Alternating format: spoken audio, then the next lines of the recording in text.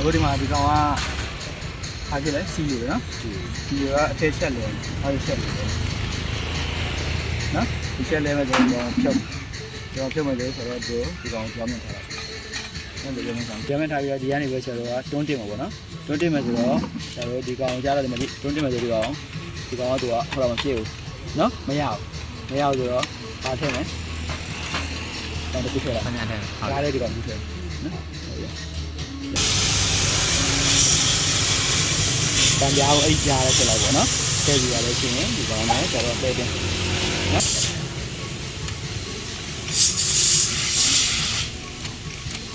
အဲ့လိုပို့ထားပြီနော်အဲ့လိုပို့ရအောင်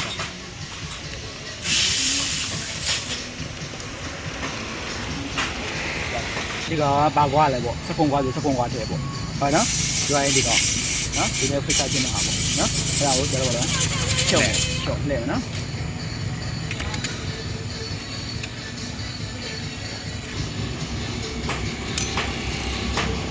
ကျဝိုင်းနော်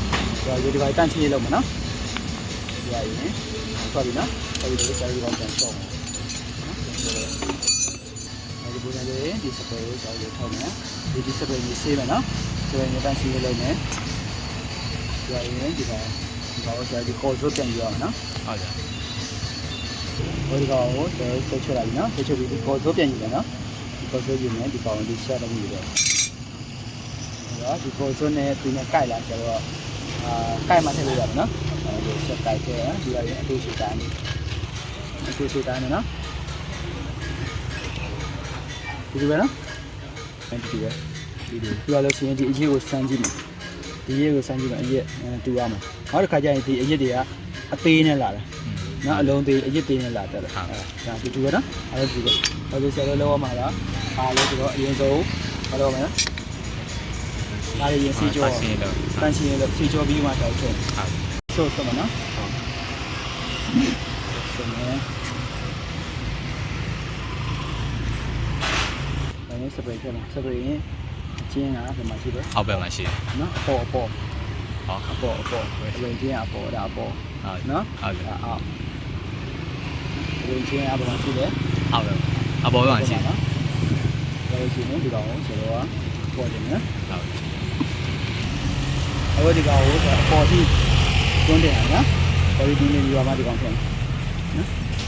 အဲ့လိုဒီကောင်ထက်ကနေကြလို့ဆိုရင်ဒီမူလီကိုလေအောက်ဆုံးထိရေးတာပဲနော်အောက်ထိရအောင်ရေးတာပဲဒီခါကျဒီမူလီတွေပေါ်နာမှရှိနေတယ်ကြရဆိုအရင်နည်းပဲရ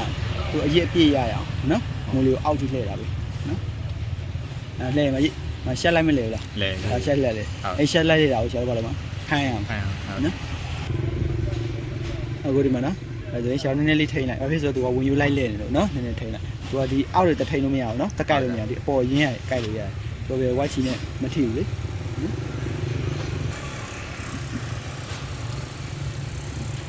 အခုဒီမှာကျတော့ကတ်သွားပြီပေါ့ကတ်သွားပြီတော်ပြီနော်ဘာလို့ဘာနဲ့ထိန်းမယ်ဆိုရင်စက္ကန့်နဲ့ထိန်းမယ်ကွာပပလေးနဲ့တော့နော်ကွာပပလေးတော့နော်